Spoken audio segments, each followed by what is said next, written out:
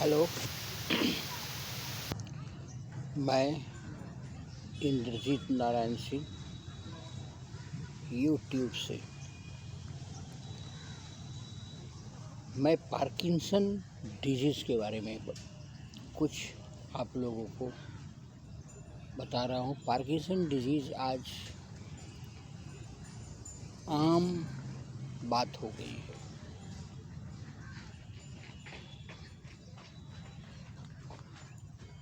मैं इंद्रजीत नारायण सिंह यूट्यूब से MSc मानव शास्त्र एवं मनोविज्ञान।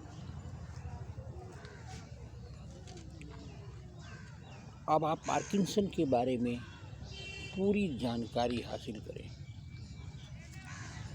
पार्किंसन लगातार बढ़ने वाली नर्वस सिस्टम की बीमारी है।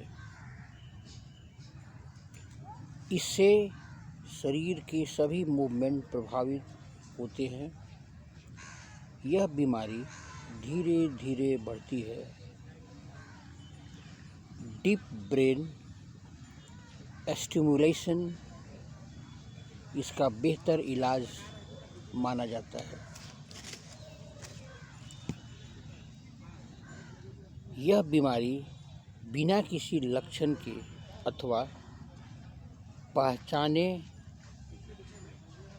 न जाने सकने वाले लक्षणों के साथ प्रकट होती है। आमतौर पर हाथों में कपकपी की शुरुआत ही पार्किंसन नामक बीमारी की पहचान के लिए पर्याप्त लक्षण माना जाता है। इसी के साथ हाथ पैर में अकड़न आने लगती है और रिएक्टिव मूवमेंट धीमे पड़ने लगते हैं। बीमारी के शुरुआती दौर में चेहरे पर एक्सप्रेशन बहुत कम आने लगता है। कई बार चेहरा प्रतिक्रिया विहीन दिखाई पड़ती है। पैदल चलते समय हाथ नहीं हिलते। स्पीच बहुत धीमी और लड़खड़ाती हुई मालूम होती है। ये लक्षण धीरे धीरे बढ़ती है। कैसे पहचानें आप? पार्किंसन बीमारी के लक्षण और चिन्ह हर बीमारी के लिए अलग अलग हो सकते हैं। शुरुआती लक्षण भले ही हल्के हों और कोई उन्हें नोटिस भी नहीं कर पाता है, लेकिन इस पर नज़र रखना ज़रूरी है। इस बीमारी का असर पहले शरीर के एक ओर के हिस्से पर होना शुरू होता है। आमतौर पर शरीर के इसी हिस्से में यह बीमारी और गंभीर होती है। हालांकि लक्षण शरीर के दोनों ओर दिखाई देता है। हाथ पैर में कपकपी और लगातार हिलते रहने के लक्षण आमतौर पर बहुत ही शुरुआत में दिखाई देने लगते हैं। पहले असर हाथों और उंगलियों पर दिखाई देता है। हाथ की पहली उंगली से बार बार अंगूठे को रगड़ने की आदत पकड़ में आ जाती है। जब कोई काम भी नहीं कर रहे हों तब भी हाथ में कपकपी महसूस होती है। स्लो मूवमेंट भी होता है। इस बीमारी में शरीर के सभी अवयवों के बीच तालमेल गड़बड़ हो जाता है। हाथ पैर के मूवमेंट स्लो हो जाते हैं। इसी वजह से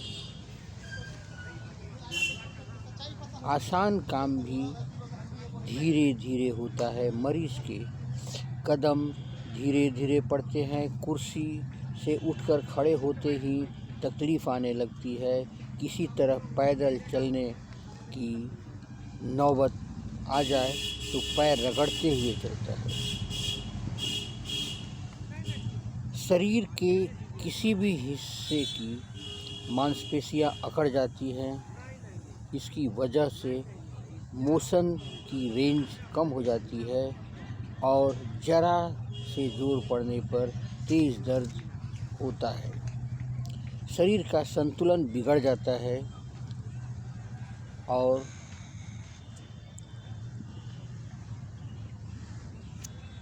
पोस्चर खराब हो जाता है।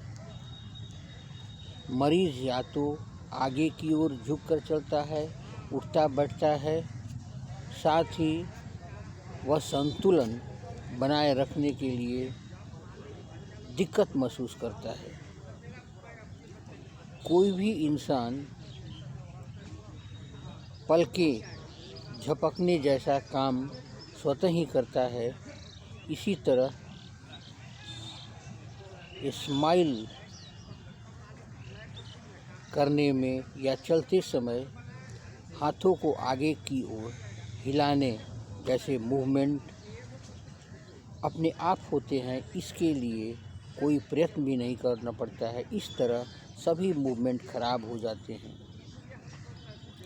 पार्किंसन मरीज़ की बोली और लिखाई बिगड़ जाती है। उसे लिखने और बोलने पर नियंत्रण रखना पड़ता है। वह कुछ बोलना चाहता है लेकिन शब्द बाहर नहीं निकल पाते। इसी तरह लिखते समय हाथ कांपते हैं, हस्ताक्षर बिगड़ जाती है। इलाज कैसे होता है ये जानें। डीप ब्रेन स्टिमुलेशन नामक टेक्निक से इलाज करते समय मरीज़ के मस्तिष्क के विशेष हिस्से में इलेक्ट्रोड लगा दिए जाते हैं। इन इलेक्ट्रोड को सीने के कॉलर बोन के नीचे लगे जनरेटर से कनेक्ट कर दिया जाता है। यहाँ से इलेक्ट्रिक पल्सेस मस्तिष्क को भेजी जाती है ताकि पार्किंसन रोग के लक्षण को कम किया जा सके। इस इलाज से मरीज में स्वतः ही मूवमेंट और कंट्रोल होते रहता है। कँपकपी को कम किया जा सकता है। हाथ पैर की मांसपेशियों में आई शक्ति को कम किया जा सकता है। यह बीमारी 24 घंटे रहता है, इसलिए इस इलाज में दवाओं की तरजीह दी जाती है। इस बीमारी के जीवन में गुणवत्ता में सुधार होती है। अंग्रेजी दवाई में पार्किंसन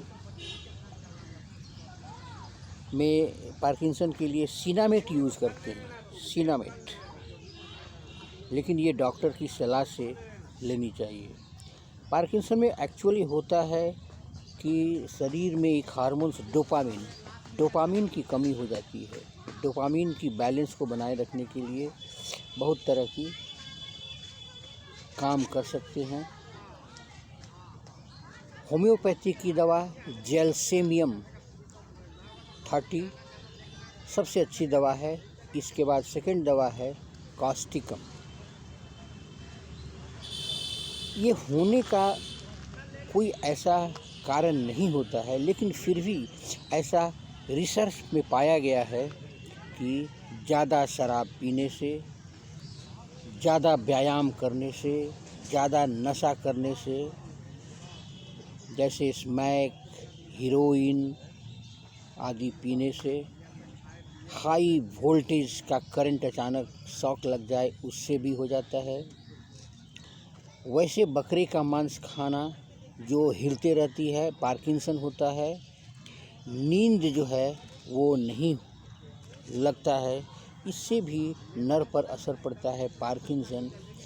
इसमें हमें हमेशा कोशिश करना चाहिए कि योग साधना नित्य करें ताकि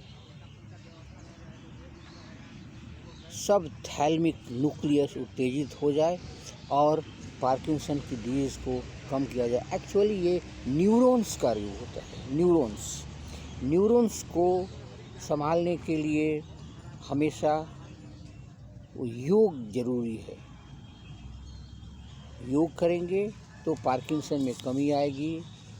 हाथ पैर की मूवमेंट करते रहेंगे, उससे भी कमी आएगी। इस पर हमेशा ध्यान देने की ज़रूरत है, अथवा व्यक्ति अपंग की तरह बैठा रहता है। धन्यवाद।